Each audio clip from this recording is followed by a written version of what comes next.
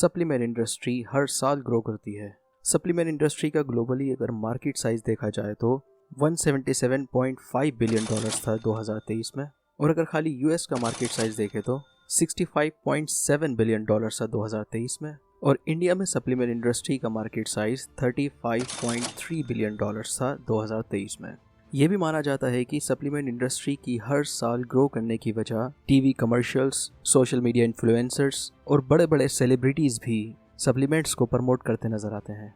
होता क्या है कि जो बॉडी बिल्डर्स स्टेरॉइड लेकर बॉडी बनाते हैं वो लोग सोशल मीडिया पे आकर नेचुरल सप्लीमेंट से बॉडी बनाने की बात करते हैं और उसे प्रमोट करते हैं। आजकल हर तरह के सप्लीमेंट्स मार्केट में अवेलेबल हैं। Vitamins, minerals, skin care supplements, बालों की हेल्थ के लिए supplements, muscle building, fat loss, weight gain, energy booster, test booster, heart health के लिए सप्लीमेंट, लिवर के लिए supplement, sexual enhancing supplements, even sleep quality, अच्छी नींद लेने के लिए भी सप्लीमेंट्स मार्केट में और ऑनलाइन इजीली अवेलेबल हैं। अब बात करते हैं कि क्या वाकई मल्टीविटामिन्स, मिनरल्स और इस तरह के ये सारे सप्लीमेंट्स काम करते हैं। US preventive service task force की एक रिपोर्ट में 84 स्टडीज के एक मेटा एनालिसिस के मुताबिक वाइटामिन्स एंड मिनरल्स का प्रिवेंटिंग कैंसर, कार्डियोवैस्कुलर डिजीजेस या डेथ में बहुत थोड़ा सा बेनिफिट है या बिल्कुल नहीं है। इनके मुताबिक vitamin supplements are waste of money. वहीं दूसरी ओर कुछ एक्सपर्ट्स का मानना है कि वाइटामिन्स, मिनरल्स सप्लीमेंट्स काम करते हैं। There's growing evidence multivitamins can be beneficial. Multivitamin use can reduce the risk of cataracts. There's also recent research showing that multivitamin use can reduce the risk of cognitive decline. तो ये एक debatable issue है। American osteopathic association के मुताबिक 86% of American supplements लेते हैं, जबकि 21% लोगों को ही न्यूट्रिशनल डेफिशिएंसी कन्फर्म हो पाई है। तो क्या इसका मतलब यह है कि बाकी के 65% लोग फालतू में ही सप्लीमेंट्स ले रहे हैं। एक हर्बल सप्लीमेंट है क्रेटम। क्रेटम एक प्रकार का ट्री होता है, एक पौधा होता है जो साउथ ईस्ट एशिया जैसे थाईलैंड, मलेशिया, इंडोनेशिया इन जगहों पर पाया जाता है। इसे मित्राग्यान एस्पिसियोसा भी कहते हैं। इसकी जो पत्तियां होती हैं, इसकी जो लीव्स होती हैं, उनसे चाय भी बनाई जाती है और उनको एज ए टोबैको स्मोक भी किया जाता है, और इन लीव्स को सुखाकर कैप्सूल्स में भरकर एज ए सप्लीमेंट भी सेल किया जाता है। और इस क्रेटम सप्लीमेंट को एंजाइटी और पेन को ईज करने के लिए इस्तेमाल किया जाता है। लेकिन इस सप्लीमेंट की ओवरडोज या इस सप्लीमेंट के साथ दूसरी ड्रग ऐड करने पर थाउजेंड्स ऑफ डेथ्स का कारण बढ़ चुका है, जिसकी वजह से क्रेटम सप्लीमेंट को एफडीए द्वारा बैन कर दिया गया है। एक सप्लीमेंट आता है जिसका नाम है एल-ट्रिप्टोफैन। एल-ट्रिप्टोफैन एक एसेंशियल अमीनो एसिड होता है। होता क्या है कि जब हम एल-ट्रिप्टोफैन लेते हैं, एल-ट्रिप्टोफैन हमारे ब्रेन में मौजूद केमिकल सेरोटोनिन में कन्वर्ट होता है। सेरोटोनिन एक हैप्पी हार्मोन होता है जो हमारे मूड और स्लीप को कंट्रोल करता है। लेकिन 1989 में एफडीए द्वारा इस सप्लीमेंट को बैन कर दिया गया था, क्योंकि इस सप्लीमेंट को लेने से यूएस में हजारों लोग बीमार पड़ गए थे।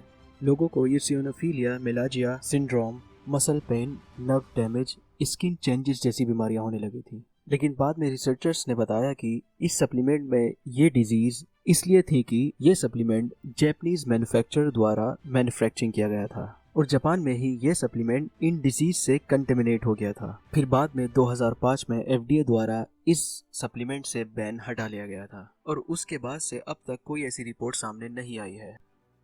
जून 2019 में भी एफडीए ने 3 लाख डाइटरी सप्लीमेंट्स बोतल को बैन किया था क्योंकि इसमें लेड की मात्रा अधिक पाई गई थी। सेक्सुअल एनहेंसर नेचुरल सप्लीमेंट्स के नाम से जो दुनिया भर के सप्लीमेंट्स मार्केट में अवेलेबल हैं, इनमें वयाग्रा के सब्सटेंस पाए गए हैं। यानी नेचुरल सप्लीमेंट के नाम पर लोगों को वयाग्रा बेची जा रही है।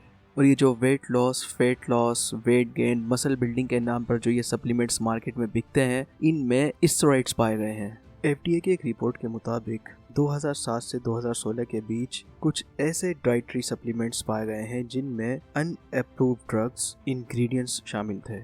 मेलाटोनिन वो हार्मोन होता है जिससे हमें नींद आती है। अब क्या है कि मार्केट में मेलाटोनिन के सप्लीमेंट्स भी आ चुके हैं जो स्लीप क्वालिटी को बेहतर करने का दावा करते हैं। एक स्टडी में पाया गया है कि एक मेलाटोनिन सप्लीमेंट की बोतल पर जो एक लेबल लगा था, उस लेबल पर जितनी मात्रा मेलाटोनिन की लिखी हुई थी, टेस्ट करने पर उससे कहीं ज्यादा पाई गई। Of the hormone. According to the results in the Journal of the American Medical Association, most of the gummies were inaccurately labeled. Only 3 brands contained the amounts of melatonin that were close to what was listed, and one product had nearly 350% more melatonin than it stated.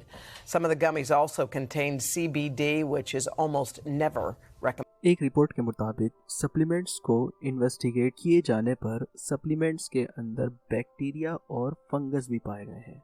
हम Indians बाहर के brands पर, खासकर US के supplement brands पर ज़्यादा भरोसा करते हैं। रिलायबल सप्लीमेंट स्टोर्स या वेबसाइट से महंगा सप्लीमेंट स्टैक खरीदते हैं।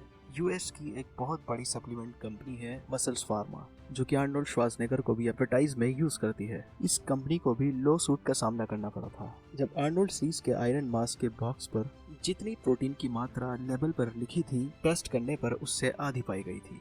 तो सोचने वाली बात यह है कि हम जो इतना महंगा सप्लीमेंट्स खरीदते हैं, हमें ये नहीं पता होता कि वो इंग्रेडिएंट्स जो सप्लीमेंट के डब्बे के लेबल पर लिखे हुए हैं वो एक्चुअल में इस डब्बे में है भी या नहीं। क्या होता है, जो फार्मास्यूटिकल्स कंपनीज होती हैं जो मेडिसिन बनाती हैं, इन कंपनीज को अपनी कोई भी ड्रग मार्केट में लाने से पहले FDA का अप्रूवल चाहिए होता है और इनको एक बड़े लंबे चौड़े प्रोसेस से गुजरना पड़ता है। पहले डिस्कवरी एंड डेवलपमेंट का प्रोसेस होता है, फिर प्री क्लिनिकल ट्रायल होता है, एनिमल पर टेस्ट किया जाता है, फिर क्लिनिकल रिसर्च होती है यानी ह्यूमन पर उसका टेस्ट किया जाता है। उसके बाद उस ड्रग को FDA रिव्यू करता है और अगर ये ड्रग FDA के रिव्यूज के रिक्वायरमेंट को मीट नहीं करती तो FDA इसको अनअप्रूव भी कर सकता है। FDA के अप्रूवल के बाद ही ड्रग कंज्यूमर के लिए मार्केट में आती है, लेकिन ड्रग के मार्केट में आने के बाद भी FDA ड्रग को मॉनिटर करता है, जिसे पोस्ट मार्केट सेफ्टी भी कहा जाता है, और ये पूरा प्रोसेस सालों चलता है।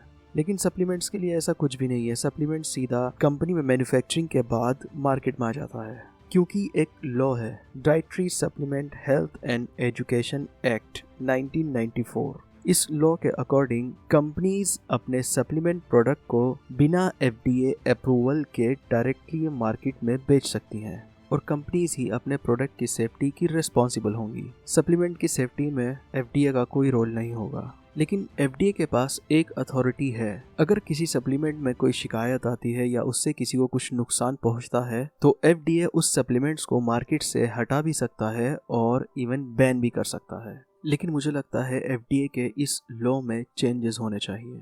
सप्लीमेंट्स को भी सभी ट्रायल से गुजरकर FDA अप्रूवल के बाद ही मार्केट में आना चाहिए, ताकि लोगों की हेल्थ के साथ खिलवाड़ ना हो और प्रोडक्ट को भी मार्केट से हटाने या बैन करने की FDA को ज़रूरत ना पड़े। तो आज की वीडियो को इतना ही रखते हैं, मिलते हैं नेक्स्ट वीडियो में ऐसे ही किसी इंटरेस्टिंग टॉपिक के साथ।